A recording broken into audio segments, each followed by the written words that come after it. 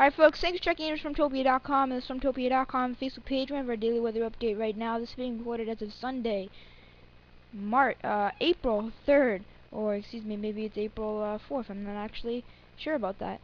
Actually, yes, it's April 3rd. Okay, and I took too long to get the date, but here is what we're going to be looking at today. Very similar to yesterday, widespread rain showers across the northeast and mountain snow showers. We're going to be making our way into the 50s across most of the mid-Atlantic, back through the state of Connecticut, Rhode Island, southeastern Mass.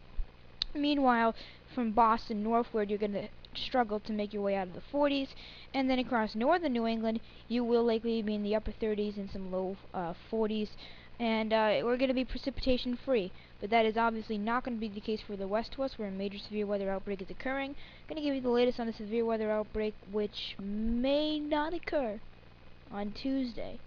I know that sounded really unprofessional, but the point I'm trying to illustrate here is that the chances for severe weather on Tuesday, as some folks want to hype across the East Coast, are very low, about 20%. Okay, so I'm going to talk about why that is in just a little bit. But here's our highs for today. Overnight lows, cool. And then obviously tomorrow we're going to be dealing with some precipitation that ends up making its way out of the Midwest, okay, and this is something I've been talking about for a while.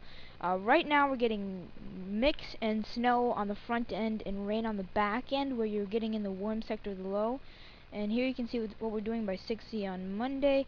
As we switch our way on over to the Midwest, we've got the low pushing through around Waukegan. On the south warm sector, there's severe weather occurring here in the Ohio Valley. On the cold sector, we're in the 20s and 30s ahead of it, okay, north of the warm front, and this is snow falling across northern and central Michigan, and this ends up spreading back through southern Ontario. And so what ends up occurring here as we go on and in through time is the low shifts east, as well as the precipitation. So as we make our way out to 12Z on Monday, precip is just now spreading across southern New England. I'm going to get to the precip map in just a second. Folks, temps in the 40s around Connecticut, southward, southeastern Mass, interior southeast Mass, interior Connecticut, Rhode Island. We're in the 30s, mid-30s north of the Pike, Mass Pike, and then cold enough to snow across central and northern New England. So you're likely starting off the day with flakes tomorrow across northern and central New England. That's the way I think things pan out right now.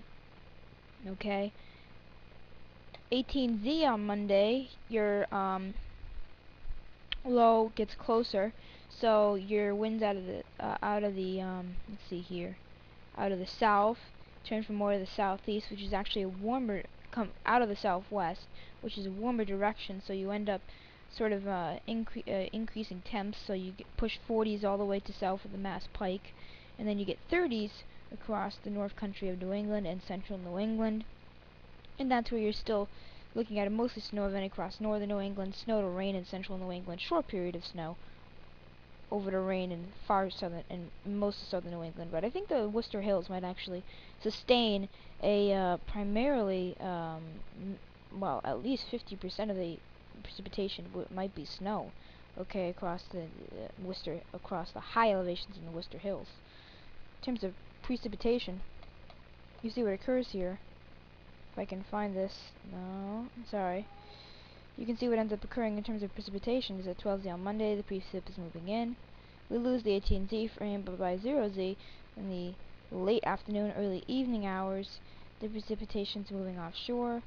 And here's our hyped up severe weather event, not that we were hyping it, we were just calling it a potential. And it's pushing through the Ohio Valley. But why do I think that this will likely be the case on early Tuesday? We start off the day, Monday and Tuesday, both bad starts, both with decent endings. Okay, however, the Tuesday ending will be sort of longer lived. And what ends up occurring is that we see the Tuesday cold front associated with the potential severe weather pushing through quicker. And here it is on 12Z. Now what I want to do here is switch you on over to the dew point prog, because the mean dew point, okay, and this is what gives you a very precise idea of exactly where the front is. So here we are on 60 on Tuesday, so the front's pushing through about State College, and the front is where those neon greens collide with sort of the murky green slash browns, and that's exactly where your front is. So ahead of the front, this is your potential severe weather, okay, across the mid-Atlantic. But you look at the timestamp at the top corner of your screen, it's 6Z on Tuesday. And there's not enough instability in the atmosphere that's built up on 6Z to allow for severe weather. So even though this would normally allow for like early morning severe weather, it's not the case with the spring outbreak. And as we push through the time period, 12Z, it's out of here. By 18Z, when we'd be able to pick up the moisture and look at some nice thunder boomers, look at that, murky greens, if anything. Cold front way offshore. And it's trending in that direction. I'm not saying that we could see a paradigm shift over the next 48 hours, but that's just the way things look right now. That's it for now. Thanks for checking in StormToby.com and the StormToby.com Facebook page. Stay tuned for more updates and stay safe out there.